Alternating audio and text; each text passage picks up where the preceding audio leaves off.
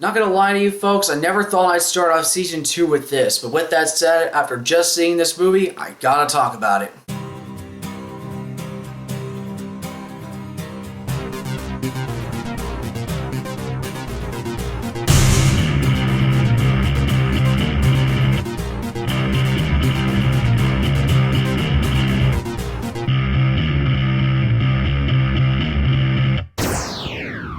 Evangelion 1.11, You Are Not Alone.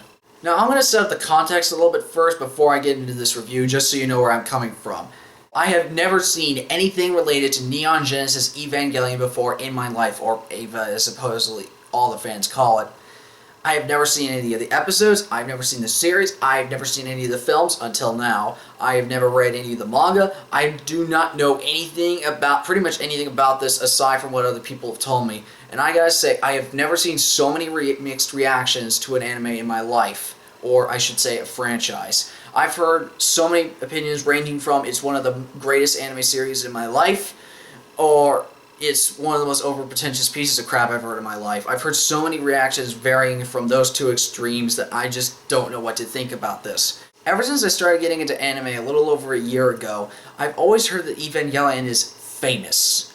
And that always struck me as puzzling, because famous may entail good for a reason, or really bad for a reason, and I couldn't figure out why I could never get a consensual opinion about this series, except by that one point that it's famous. And so I tried digging around a little bit before I started watching this, or decided to watch it, and I've always heard the mixed reactions that the series is not originally what the creator intended it to be because of censorship problems or TV issues. And so from what I've been hearing, the rebuild Evangelion movies, as this one is, are closer to the original intention of the creator. I think it's Hideki Anno, I think that's the creator's name. He created these movies in order to present Evangelion, or at least reinterpret it in a way that was closer to his original intention. So with that said, I decided to watch this movie first without any preconceived notion of what the series was beforehand. And I gotta tell you, after just seeing this movie, I have a couple of things to say. Now, I will admit right off the bat that I am probably not the best person to judge this. I am probably not the one who can think about this the most in depth. I am probably not the one who can actually give the most judgment or the most objective opinion about this. And I'm just seeing this as a pure outsider looking in, trying to see what is the big fuss about this one. Now, from what I can gather, the movie takes place in this futuristic, kind of dystopian-ish, on-the-edge future where these creatures called angels come into the cities and basically just wreak havoc. They're on this mission to wipe humanity out. And at the same time, there's this I guess you could call it a human resistance of some kind called Nerve, which is creates these things called Ava units, which are basically giant mechs. And they go out and they use them as a last line of defense against these angels in order to fight and destroy them. Now, let me get started with the characters first off, since that's one of the main things I started noticing. The main characters, there's really not a whole lot to talk about in terms of which ones I like or which ones I didn't like. There's really only three I can think of that I would say are worth paying attention to in this first movie. That is Shinji, the main character, Rei, and Shinji's dad, Commander Amaki. And I gotta say, I have very mixed opinions on both. Granted, it's only the first movie, so I'll give it the benefit of the doubt. But Shinji, I've heard people describe him to me as very complex, as very whiny, as very, how do I put this? Very spineless, I'll say that. And after watching this movie, I can see why people would say that. I can understand why people would think that. And to some level, I agree. He is very whiny. He is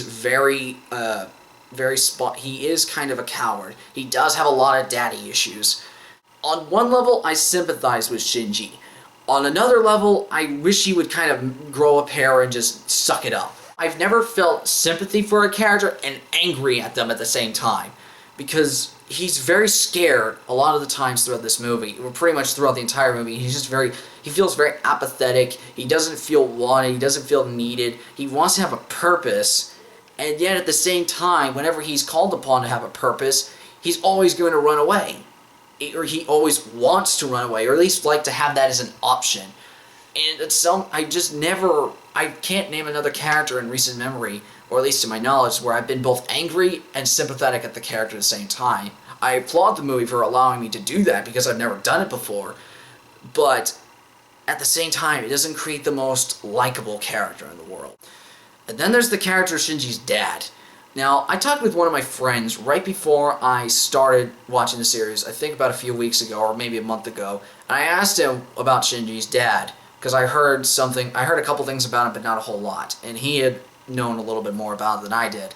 And he told me that Shinji's dad is one of the most vile or despicable characters that in anime ever.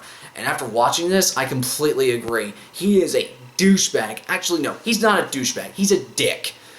He does not give a shit about his son, and he just sees him as a tool and is useless, and you just hate him. And it's not even one of those villains that I don't know if he's one of those, like, I wouldn't even call him a villain. He's just a character you hate. You can't stand the guy.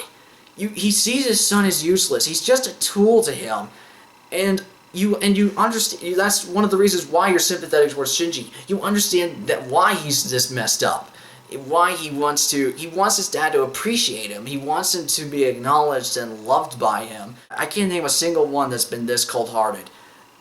It just doesn't make any sense. And then there's the character of Rei. Rei is another one of the Eva pilots, and just seeing her, how do I put this? Very, very stoic. I'll say that. She's very stoic. She doesn't show a lot of emotion, but she does show minute traces of it. She's very determined. She's very focused. She's pretty much everything Shinji is not. And on some level, I find that cool to have an interesting opposing contrast to the main character. But at the same time, I wish there was a little bit more explanation into why she is the way she is, or why she's this devoid, or how do I put this? Just stoic. I think that's the best way I can describe it, as stoic. And again, I'm probably not the best judge of this. I'm just giving you an honest impression after just seeing the movie. Oh, wait, no, there is a fourth one. Camp Commander Misato. Lieutenant Colonel Misato. I think that's her name. I don't know, just Misato. I'll just go with that. And seeing her, she's probably the only one that has, I would say, actual depth to her. Or at least in this one movie, where you see her, she's sympathetic towards Shinji, but you also see her being frustrated with him. And you want to say, like, I would say she's kind of like the audience at the same time. She's kind of like the audience watching the movie, in that you understand why Shinji is upset, he's scared, and you understand, like, his situation. But at the same time, you wanted him to just, again, suck it up. You just wanted to just quit being a whiny little brat, and you just suck it up and get over it and just do his job. If there's one thing about this that I can say I love from the beginning to end, it's the production value. The visuals in the movie are outstanding. I mean, then again, it's Gainax, so you know they're not going to slack off. Now, if there's one thing I will say that I'm a little puzzled by, or at least I wish they would have done in this movie, is that I wish they would have explained the backstory of the world a little bit more.